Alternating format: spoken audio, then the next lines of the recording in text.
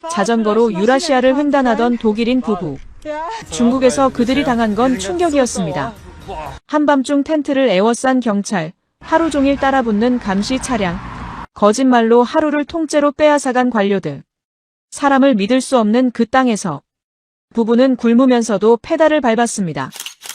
하지만 기대 없이 발을 들인 한국에서 더 놀라운 일이 벌어졌습니다. 이 나라는 도대체 왜 이러는 건가요? 2년 동안 유라시아를 달리며 어떤 것에도 무너지지 않던 이 부부가 한국에서 눈물을 터뜨렸습니다.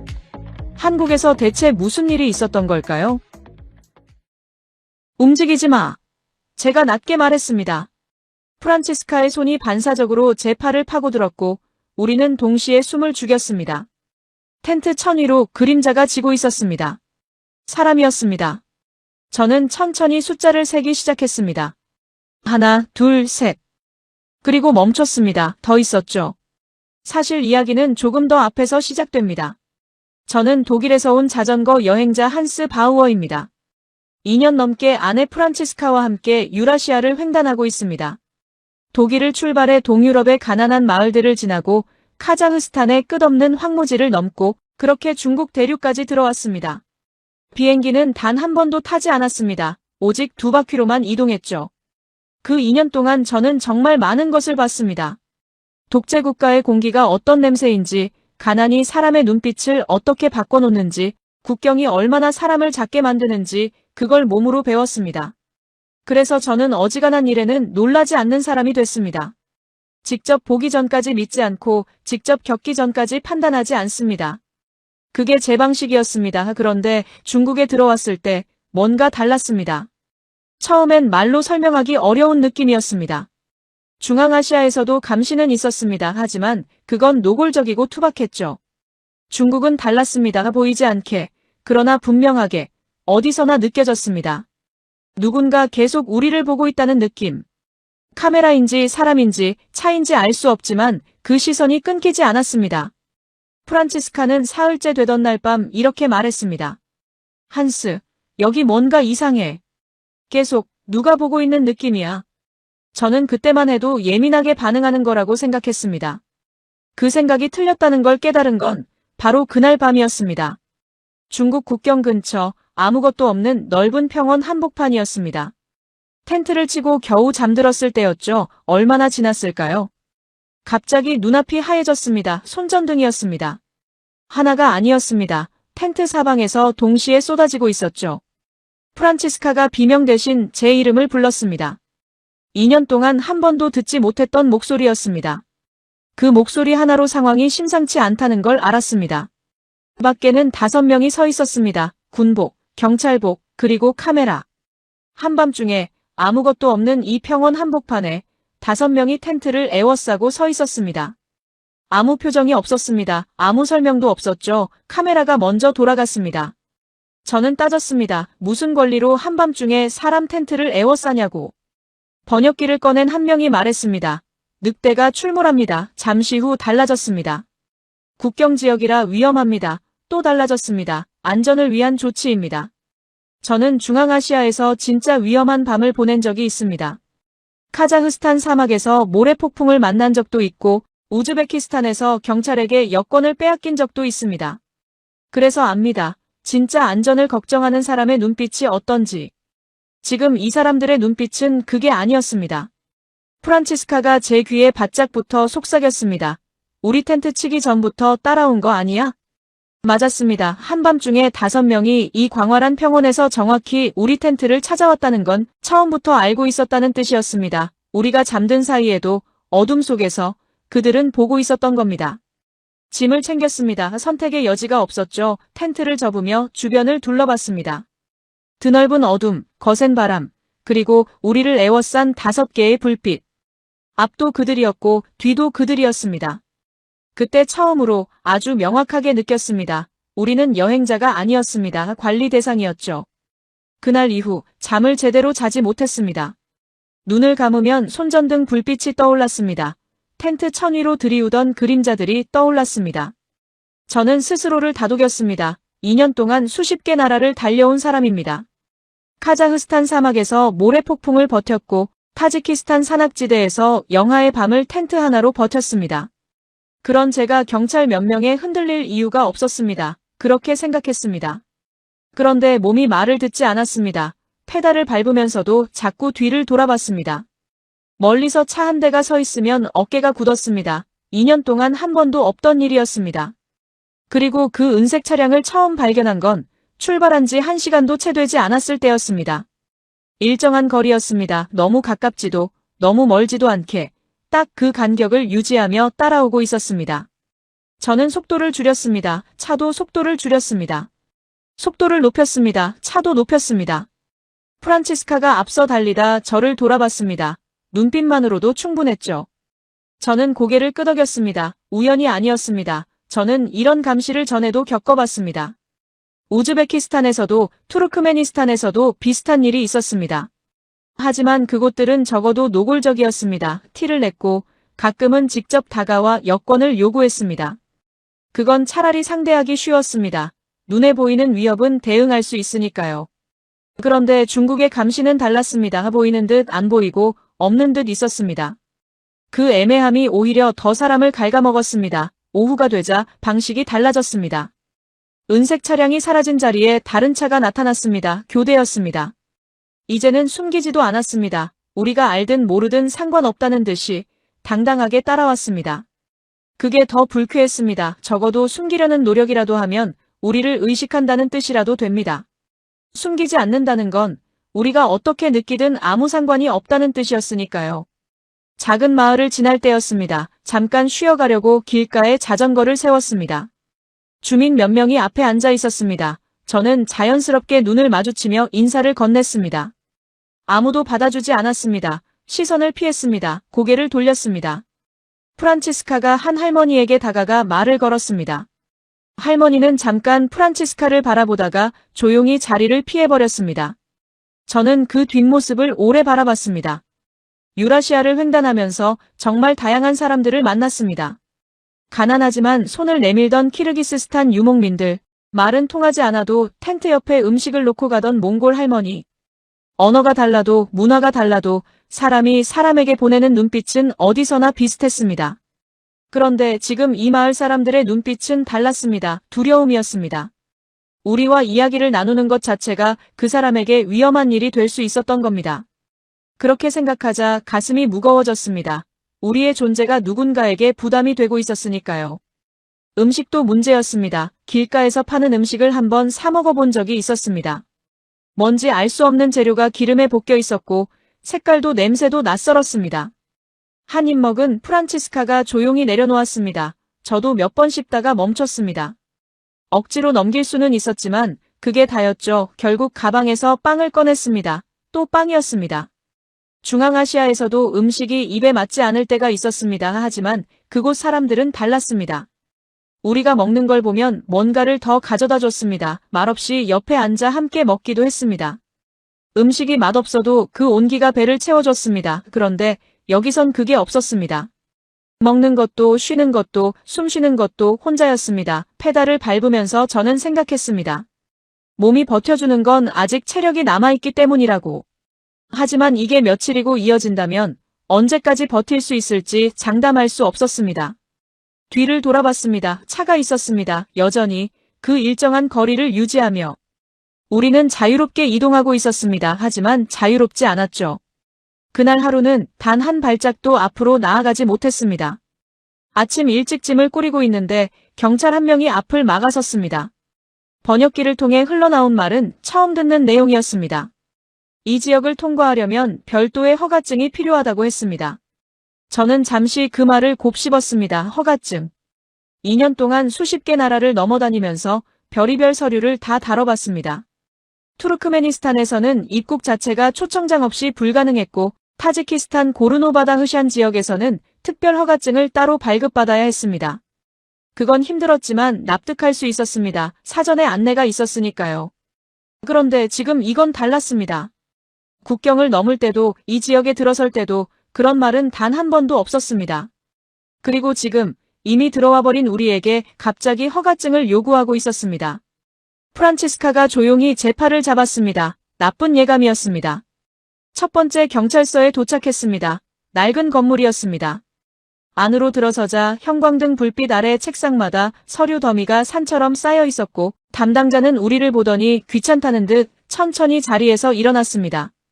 여권과 서류를 내밀었습니다. 한참을 들여다보더니 도장 하나 없이 그냥 돌려줬습니다. 여기서는 발급이 안 된다고 했습니다. 어디로 가야 하냐고 물었더니 손가락으로 대충 방향만 가리켰습니다. 두 번째 경찰서에 갔습니다. 이번엔 전혀 다른 말이 나왔습니다. 허가증 자체가 필요 없다고 했습니다. 그냥 통과하면 된다고 했죠. 안도하며 출발하려는데 조금 더 가자 또 다른 경찰이 우리를 세웠습니다. 허가증이 없으면 이동할 수 없다고 했습니다. 저는 방금 전 경찰서에서 필요 없다고 했다고 말했습니다. 그 경찰은 어깨를 으쓱했습니다. 자기는 모르는 일이라고 했습니다. 우리는 다시 돌아갔습니다. 세 번째, 네 번째, 다섯 번째 경찰서를 돌고 또 돌았습니다. 갈 때마다 말이 달랐습니다.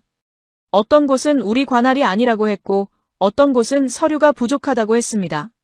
한 곳에서는 담당자가 진지한 표정으로 차량 이동 지원을 해주겠다고 했습니다.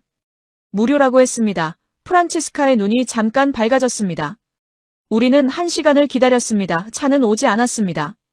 다시 물었더니 담당자가 바뀌어 있었고 그 사람은 그런 말을 한 적이 없다고 했습니다. 저는 그 자리에서 한동안 아무 말도 하지 못했습니다. 2년 동안 정말 많은 관료주의를 겪어봤습니다. 중앙아시아 어느 나라에서는 비자 연장을 위해 사흘을 기다린 적도 있었습니다. 하지만 그건 느렸을 뿐이었습니다. 담당자들은 적어도 같은 말을 했습니다. 지금 이건 달랐습니다. 이건 처음부터 해결해줄 생각이 없는 겁니다. 우리를 소모시키고 지치게 만들고 결국 포기하게 만드는 겁니다. 그게 확신으로 바뀌는 순간 분노보다 먼저 찾아온 건 이상하게도 깊은 허탈함이었습니다. 싸울 의지조차 빠져나가는 느낌이었죠. 프란치스카는 경찰서 밖 계단에 앉아 있었습니다. 지쳐 있었습니다. 아침부터 자전거를 끌고 경찰서를 5곳이나 돌아다녔습니다. 제대로 먹지도 못했습니다. 해가 기울기 시작하고 있었습니다. 저는 프란치스카 옆에 앉았습니다. 아무 말도 나오지 않았습니다. 프란치스카가 먼저 말했습니다. 우리 내일은 나갈 수 있을까? 저는 대답하지 못했습니다. 결국 그날 저녁도 빵이었습니다. 경찰서 앞 계단에 앉아 빵을 씹었습니다. 프란치스카는 한 조각을 손에 든 채 한동안 그냥 있었습니다. 키르기스스탄 어느 시골 마을에서 유목민 할머니가 양고기 스튜를 한 솥 끓여서 가져다 줬던 그 저녁이 떠올랐습니다. 아무것도 없는 그 황무지에서 말도 통하지 않는 그 할머니가 그때는 그게 당연한 일인 줄 알았습니다. 사람이 사람에게 그러는 게 당연한 줄 알았습니다. 그게 당연한 일이 아니었다는 걸 이제야 알았습니다. 밤이 됐습니다. 텐트를 쳤습니다. 누가 올 것 같아서 쉽게 잠들지 못했습니다. 천장을 바라보며 이 상황을 어떻게 정의해야 할지 생각했습니다. 감시, 거짓말, 통제, 그리고 아무것도 해결되지 않는 하루. 2년 동안 수십 개 나라를 달려오면서 힘든 순간은 많았습니다. 하지만 이건 다른 종류의 힘듦이었습니다. 몸이 힘든 게 아니었습니다. 그곳에서 우리는 여행자가 아니라 통제 대상이었습니다. 한국 국경 앞에 섰을 때 저는 몸이 먼저 반응했습니다.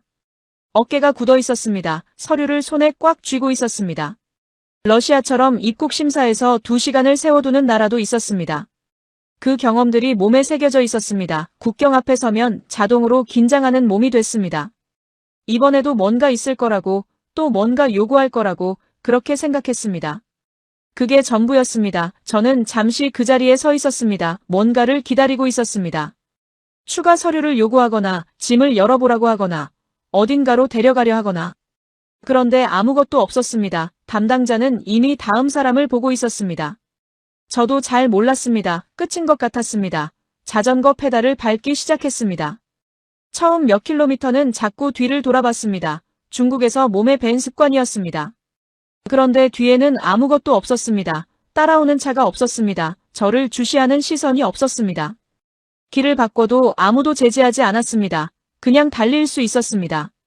그 단순한 사실이 이상하게도 실감이 나지 않았습니다. 유라시아를 횡단하면서 정말 다양한 나라를 봤습니다. 동유럽의 낡은 도시들, 중앙아시아의 먼지 가득한 시장통, 황무지 한가운데 덩그러니 있는 마을들. 그 나라들 각각이 가진 결핍이 있었습니다.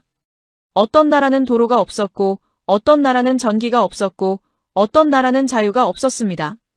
그 결핍에 익숙해지다 보면 자연스럽게 기준이 낮아집니다. 이 정도면 괜찮다, 이 정도는 버틸 수 있다, 그렇게 되는 겁니다. 그리고 저도 모르는 사이에 저도 그렇게 됐습니다. 그런데 한국 도로를 달리면서 그 낮아진 기준이 하나씩 흔들리기 시작했습니다. 카자흐스탄 어느 구간에서는 도로가 아예 없어서 흙길을 50km 넘게 달린 적도 있었습니다. 그런데 여기는 달랐습니다. 작은 지방 도로조차 포장이 돼 있었고 갓길이 정비돼 있었습니다. 자전거로 달리기에 불편함이 없었죠. 처음엔 그냥 지나쳤습니다. 그런데 달리면 달릴수록 그게 당연한 일이 아니라는 걸 깨달았습니다. 거리가 깨끗했습니다. 쓰레기통이 일정한 간격으로 놓여 있었습니다. 횡단보도 앞에서 차들이 멈춰 있었습니다. 보행자가 길을 건너자 기다리고 있었습니다. 저는 그 장면을 멍하니 바라봤습니다. 중앙아시아에서는 횡단보도가 있어도 차가 서는 경우가 거의 없었습니다. 경적을 울리며 그냥 지나가는 게 당연했습니다. 그런데 여기서는 아무도 경적을 울리지 않았습니다. 그냥 기다렸습니다.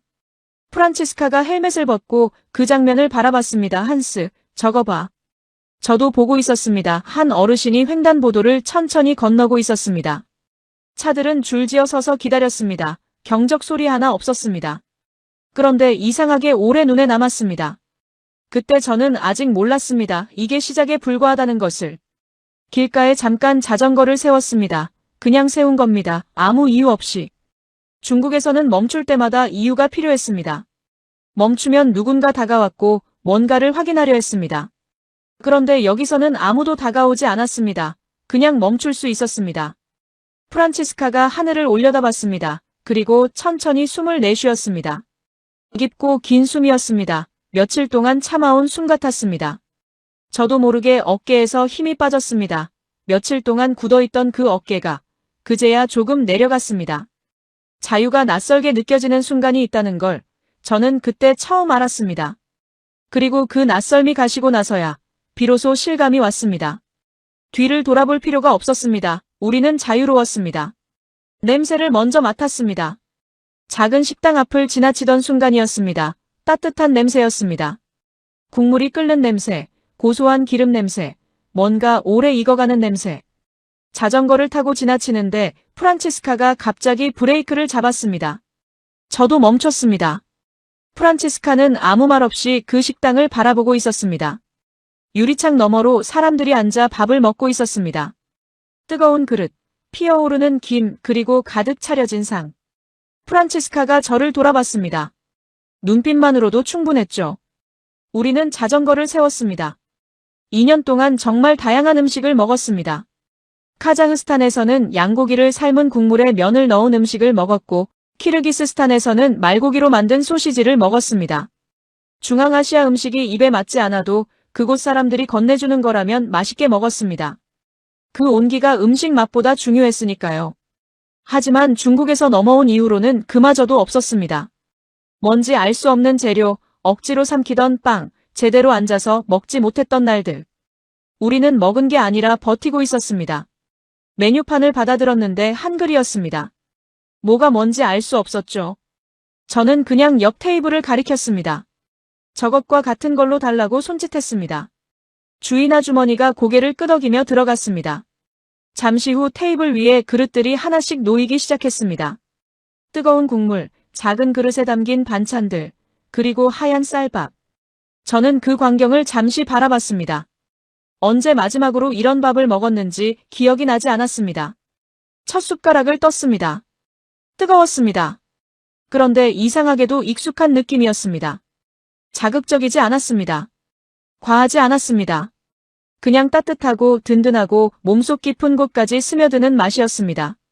프란치스카가 국물을 한 모금 마시더니 숟가락을 내려놓지 않았습니다. 계속 먹었습니다. 저도 계속 먹었습니다. 우리는 한동안 아무 말도 하지 않았습니다. 그냥 먹었습니다. 중앙아시아 어느 황무지에서 유목민 할머니가 양고기 스튜를 가져다 줬던 그 저녁이 떠올랐습니다. 그때도 이런 느낌이었습니다. 배만 채워지는 게 아니라 사람이 사람에게 차려준 밥이라는 느낌. 그게 음식을 다르게 만드는 겁니다. 오랜만에 그 느낌이 돌아왔습니다. 그릇이 거의 비워질 즈음 프란치스카가 조용히 말했습니다. 우리 그동안 버티고 있었던 거야. 먹은 게 아니라. 맞는 말이었습니다. 중국에서의 끼니들이 머릿속을 스쳤습니다. 경찰서 계단에 앉아 빵을 씹던 그 저녁, 뭔지 모를 음식을 억지로 넘기던 그 점심들. 우리는 먹은 게 아니었습니다. 그저 쓰러지지 않으려고 뭔가를 입에 넣었던 겁니다. 그 사실을 이 뜨거운 국물 한 그릇 앞에서 비로소 실감했습니다. 식사를 마치고 밖으로 나왔을 때 몸이 달랐습니다. 가벼워진 게 아니라 오히려 묵직해진 느낌이었습니다. 든든하게 채워진 무게감이었죠.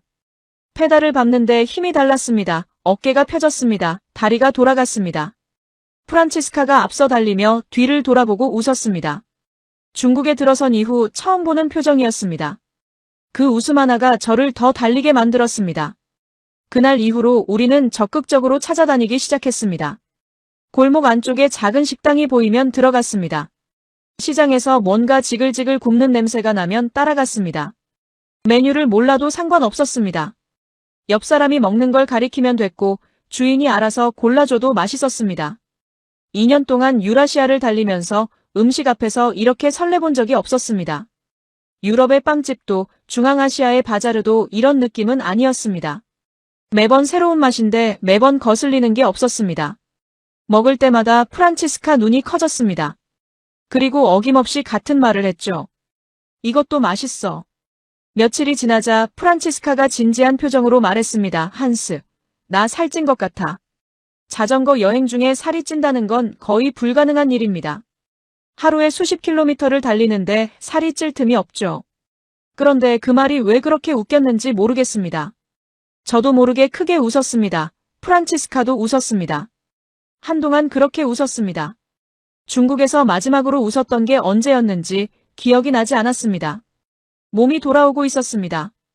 그리고 그것보다 조금 더 중요한 것도 함께 돌아오고 있었습니다. 여행이 여행처럼 느껴지기 시작했습니다. 달리다 보면 누군가 우리를 불러 세웠습니다. 처음엔 영문을 몰랐습니다. 길가에서 잠깐 숨을 고르고 있는데 근처 가게에서 나이 지긋한 아저씨 한 분이 천천히 걸어오고 있었습니다. 저는 반사적으로 몸이 굳었습니다. 중국에서 낯선 사람이 다가오면 좋은 일이 없었습니다. 그 기억이 아직 몸에 남아 있었죠. 그런데 그분은 아무 말 없이 손에 들고 있던 물병 2개를 내밀었습니다. 그게 전부였습니다. 설명도 없었고 대가도 없었습니다. 그냥 건네고 돌아갔습니다. 프란치스카가 물병을 받아들고 저를 바라봤습니다. 왜 이러는 거지? 저도 몰랐습니다. 하지만 그 일이 한 번이 아니었습니다. 유라시아를 횡단하면서 낯선 사람의 친절을 받아본 적이 없었던 건 아닙니다. 키르기스스탄에서 유목민 가족이 게르 안으로 우리를 데려가 밥을 먹인 적이 있었습니다. 조지아에서 와인 농부가 자기 집 마당에 텐트를 치라고 한 적도 있었습니다. 그 친절들이 지금도 기억에 남아 있습니다. 하지만 그건 특별한 사람들이 베푸는 특별한 친절이었습니다. 여행자를 신기하게 여기는 호기심이 섞여 있기도 했고 손님을 극진히 대접하는 유목 문화 특유의 전통이기도 했습니다. 그래서 감동적이었지만 그 나라의 일반적인 모습이라고 생각하진 않았습니다. 그런데 한국은 달랐습니다. 며칠 뒤 다른 지역을 달리다 언덕 위에서 잠깐 멈췄을 때였습니다. 숨을 고르고 있는데 옆에 있던 카페 주인이 나오더니 아이스커피 2잔을 들고 왔습니다. 돈을 꺼내려 했더니 손을 저었습니다. 그 다음 날엔 편의점 앞에서 쉬고 있는데 지나가던 할머니가 과자 봉지를 툭 놓고 가셨습니다. 뒤도 돌아보지 않고 걸어가시는 그 뒷모습을 우리는 한참 바라봤습니다. 그 다음 날은 자전거 타이어가 펑크 났습니다. 길가에 쪼그리고 앉아 수리하고 있는데 지나가던 아저씨가 차를 세우더니 공구를 꺼내 들었습니다. 우리가 다 고칠 때까지 옆에 있다가 다 됐다 싶자 그냥 차를 몰고 가버렸습니다. 고맙다고 할 틈도 없었습니다. 프란치스카가 그 차가 사라지는 걸 바라보다가 말했습니다. 이건 한 번이 아니야. 맞았습니다. 지역이 달라져도 사람이 달라져도 똑같은 일이 반복됐습니다. 그리고 그때마다 공통점이 하나 있었습니다. 과장이 없었습니다. 대단한 친절을 베푼다는 표정이 아니었습니다. 마치 당연한 일을 하는 것처럼 아주 자연스럽게 건네고 돌아갔습니다. 그 자연스러움이 오히려 더 강하게 마음에 남았죠. 저는 30개가 넘는 나라를 자전거로 지나왔습니다. 그 나라들을 떠올려 봤습니다. 동유럽에서는 외국인 여행자를 보면 호기심 어린 눈으로 구경했습니다. 중앙아시아에서는 친절했지만 그 친절이 공동체 안쪽을 향한 것이었고 낯선 외국인에게까지 자연스럽게 열리는 데는 시간이 걸렸습니다. 중국에서는 아예 눈을 마주치지 않으려 했습니다. 그런데 한국 사람들은 달랐습니다. 우리를 특별한 구경거리로 보지 않았습니다. 그렇다고 외면하지도 않았습니다. 그냥 힘들어 보이면 다가왔습니다. 도움이 필요해 보이면 먼저 손을 내밀었습니다. 그게 이 나라에서는 그냥 일상이었습니다. 어느 날 저녁 작은 마을 정자 아래에서 쉬고 있을 때였습니다. 동네 어르신 몇 분이 거기 앉아 계셨습니다. 우리를 보시더니 이것저것 물어보셨습니다. 어디서 왔냐고, 자전거로 여기까지 왔냐고. 번역기를 통해 대화를 나눴습니다. 어르신들이 깔깔 웃으셨습니다. 독일에서 자전거를 타고 왔다는 게 믿기지 않으신 것 같았습니다. 한 분이 집에서 뭔가를 가져오셨습니다. 수박이었습니다. 큰 수박을 통째로 가져오셔서 그 자리에서 잘라 내미셨습니다. 우리는 그 정자 아래서 동네 어르신들과 함께 수박을 먹었습니다. 말이 잘 통하지 않아도 웃음은 통했습니다. 프란치스카가 수박을 먹다가 눈물이 날 것 같다고 했습니다. 저는 왜 그런지 알 것 같았습니다. 수박이 맛있어서가 아니었습니다. 오랜만에 사람들 사이에 앉아있는 느낌이어서였습니다. 경계받지 않고 감시받지 않고 그냥 사람으로 대접받는 느낌. 중국에서 우리는 관리 대상이었습니다. 그런데 여기서 우리는 그냥 손님이었습니다. 피곤해 보이는 여행자였습니다. 그리고 그것만으로도 충분히 도움을 받을 이유가 됐습니다. 프란치스카가 어느 날 밤 말했습니다. 중국에서는 아무도 우리 눈을 마주치려 하지 않았잖아. 저는 고개를 끄덕였습니다. 근데 여기서는 모르는 사람이 먼저 다가와. 눈을 피하는 나라와 먼저 다가오는 나라. 그 간격이 단순히 친절함의 차이가 아니라는 걸 저는 점점 느끼기 시작했습니다. 이건 개인의 성격이 아니었습니다. 이건 이 나라 사람들이 오랫동안 함께 만들어온 무언가였습니다. 힘든 사람을 보면 그냥 지나치지 못하는 것. 낯선 사람이어도 먼저 손을 내미는 것. 그게 이 나라에서는 특별한 일이 아니라 그냥 사람이 사람에게 하는 당연한 행동이었습니다. 이건 우연이 아니었습니다. 이건 이 나라의 방식이었죠. 저는 항상 그렇게 믿어왔습니다. 그 나라의 진짜 수준은 수도가 아니라 시골에서 드러난다고. 2년 동안 유라시아를 횡단하면서 그 믿음은 한 번도 틀린 적이 없었습니다. 화려한 수도 뒤에 감춰진 진짜 민낯은 항상 시골에 있었습니다. 카자흐스탄 수도 아스타나는 번쩍이는 현대식 건물들로 가득했지만 2시간만 벗어나면 흙먼지 날리는 길 위에 무너져가는 집들이 늘어서 있었습니다. 중국 대도시들은 고층 빌딩 숲이었지만 우리가 달렸던 그 국경 근처 마을들은 전혀 다른 세상이었습니다. 도시는 꾸밀 수 있습니다. 돈을 쏟아붓고 건물을 세우고 거리를 정비하면 어느 나라든 그럴듯하게 만들 수 있죠. 하지만 시골은 다릅니다. 시골은 그 나라 사람들이 아무도 보지 않는 곳에서 어떻게 살아가는지를 그대로 보여줍니다. 꾸밀 이유도 없고 꾸밀 여유도 없는 곳이니까요. 그래서 저는 한국 시골로 핸들을 틀었습니다. 서울을 벗어나자 풍경이 달라지기 시작했습니다. 논이 펼쳐졌습니다. 산이 가까워졌습니다. 마을들이 나지막하게 나타났다 사라졌습니다. 저는 속도를 줄이고 천천히 달리기 시작했습니다. 관찰하듯이, 판단하듯이. 그리고 첫 번째 마을에서 멈췄습니다. 쓰레기가 없었습니다. 길가에 담장 아래에 골목 구석에 어디를 봐도 쓰레기가 없었습니다. 저는 잠시 서서 주변을 둘러봤습니다. 오래된 집들이었습니다. 새로 지은 집이 아니었습니다. 담벼락에는 세월의 흔적이 역력했습니다. 그런데 그 낡은 담벼락 아래가 쓸려 있었습니다. 골목 바닥이 깨끗했습니다. 누군가 매일 아침 쓸고 닦는다는 걸 알 수 있었습니다. 프란치스카가 자전거를 세우며 말했습니다. 여기 시골 맞지? 저도 확신이 서지 않았습니다. 맞긴 한데 제가 알던 시골의 모습이 아니었으니까요. 달리면 달릴수록 그 느낌은 반복됐습니다. 마을이 바뀌어도 마찬가지였습니다.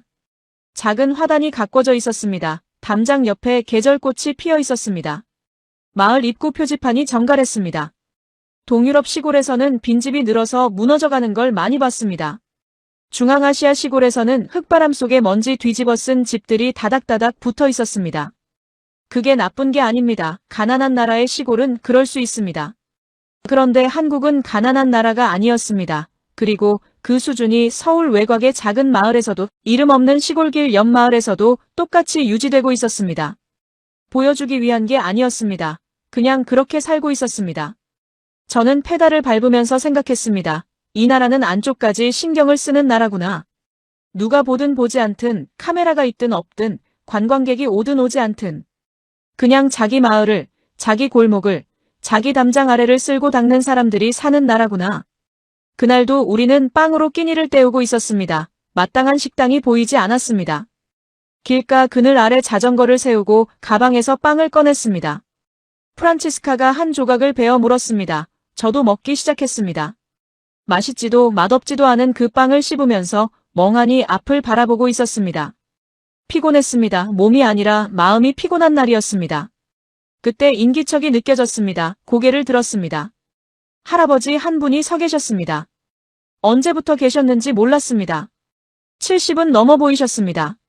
낡은 점퍼를 입고 계셨고 손에는 아무것도 들고 계시지 않았습니다. 그분은 우리를 바라보고 계셨습니다. 빵을 들고 앉아있는 우리를 말없이 한동안 바라보셨습니다. 저는 어색하게 눈을 마주쳤습니다. 할아버지가 천천히 우리 쪽으로 걸어오셨습니다. 그리고 단 한마디를 하셨습니다. 밥은 든든히 먹고 다녀야지. 그게 전부였습니다. 할아버지는 설명하지 않으셨습니다. 어디서 왔냐고 묻지도 않으셨습니다. 그냥 손짓을 하셨습니다. 따라오라는 뜻이었죠. 저와 프란치스카는 서로를 바라봤습니다. 그리고 자전거를 세워두고 따라갔습니다. 작은 식당이었습니다. 동네 어르신들이 드나드는 그런 곳이었습니다. 할아버지는 자리를 잡으시더니 주인에게 뭔가를 말씀하셨습니다. 우리에게는 앉으라는 손짓만 하셨습니다. 잠시 후 상이 차려졌습니다. 뜨거운 국, 고기 반찬, 나물, 그리고 하얀 쌀밥.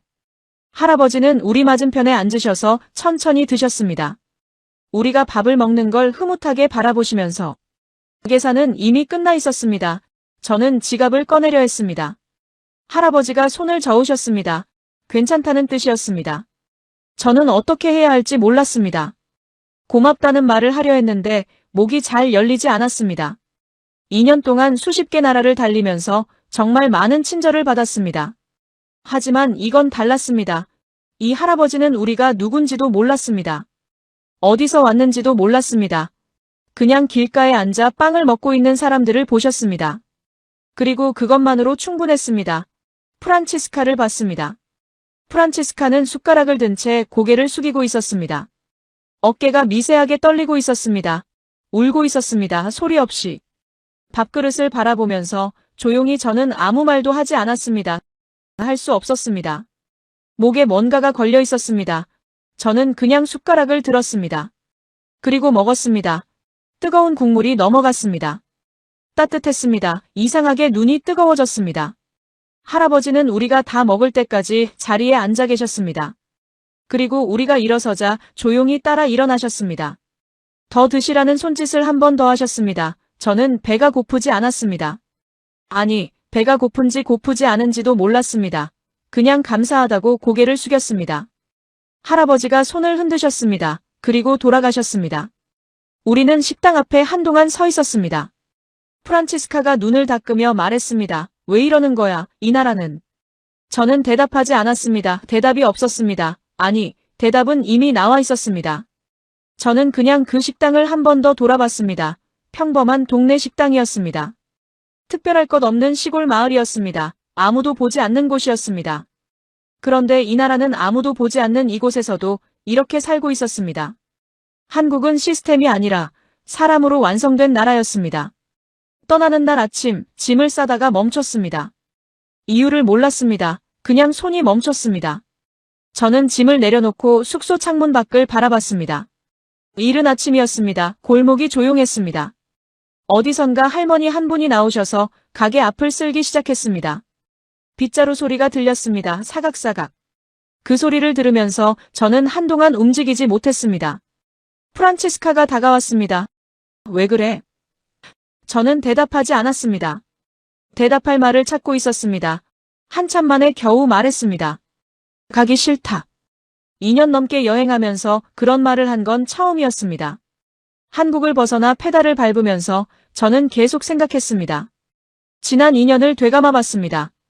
독일을 출발하던 날, 폴란드의 낡은 국도, 우크라이나의 해바라기 밭, 조지아 산악지대의 끝없는 오르막, 카자흐스탄 사막에서 만난 모래폭풍, 우즈베키스탄에서 여권을 빼앗기던 그 오후, 타지키스탄 파미르 고원에서 영하의 밤을 버티던 것, 그리고 중국에서의 그 지독한 날들 수십 개의 나라, 수만 킬로미터의 길.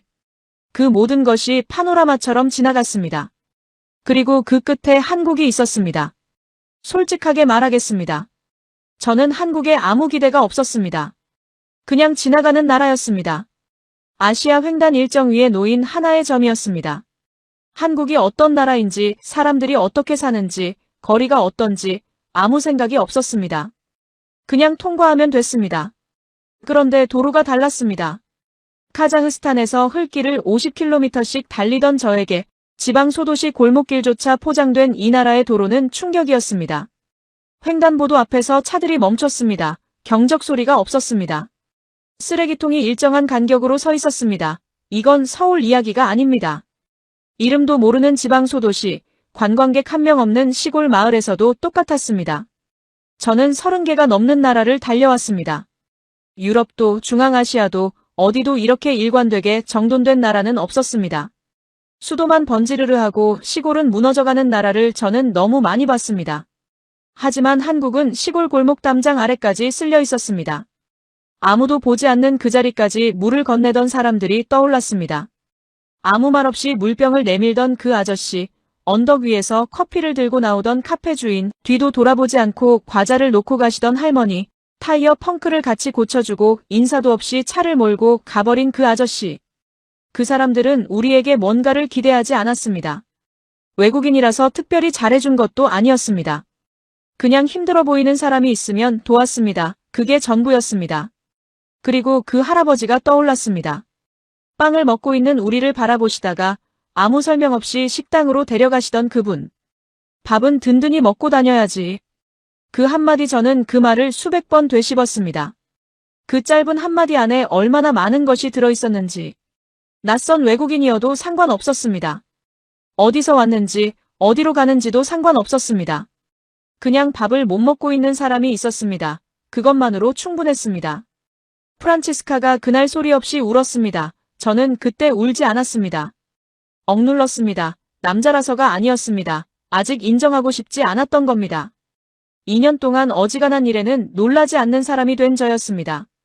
카자흐스탄 사막에서 모래폭풍을 만나도 담담했고 우즈베키스탄에서 경찰에게 여권을 빼앗겨도 흔들리지 않았습니다. 감동은 천천히 쌓이고 판단은 신중하게 내리는 게 제 방식이었습니다. 그래서 억눌렀습니다. 그런데 자전거를 달리면서 한국을 벗어나면서 그 풍경이 멀어지면서 억눌렀던 게 올라왔습니다. 눈이 뜨거워졌습니다. 저는 페달을 밟으면서 앞을 바라봤습니다. 시야가 흐려졌습니다. 저는 자전거를 세우지 않았습니다. 그냥 달렸습니다. 뺨 위로 뭔가 흘렀습니다. 저는 닦지 않았습니다. 그냥 달렸습니다. 프란치스카가 옆으로 붙어 달리다가 제 얼굴을 봤습니다. 아무 말도 하지 않았습니다. 그냥 같이 달렸습니다. 한동안 우리는 그렇게 달렸습니다. 말없이 나란히. 나는 틀렸습니다. 한국은 제가 생각했던 나라가 아니었습니다. 그냥 지나가는 경유지가 아니었습니다. 2년 동안 유라시아를 횡단하면서 수십 개의 나라를 봐왔습니다. 선진국이라고 불리는 나라들도 봤고 가난하지만 사람 냄새 나는 나라들도 봤습니다. 그 모든 기준을 가지고 한국을 봤을 때 저는 할 말을 잃었습니다. 도시만 잘 만든 나라가 아니었습니다. 시골 골목 담장 아래까지 쓸려있는 나라였습니다. 보여주기 위한 친절이 아니라 아무도 보지 않아도 손을 내미는 사람들이 사는 나라였습니다. 그리고 빵을 먹고 있는 낯선 외국인을 보고 아무 말 없이 식당으로 데려가는 할아버지가 있는 나라였습니다. 저는 직접 보기 전까지 믿지 않는 사람입니다. 직접 봤습니다. 직접 겪었습니다. 직접 먹었습니다. 선진국은 건물이 아니라 사람으로 완성된다고 저는 이제 압니다.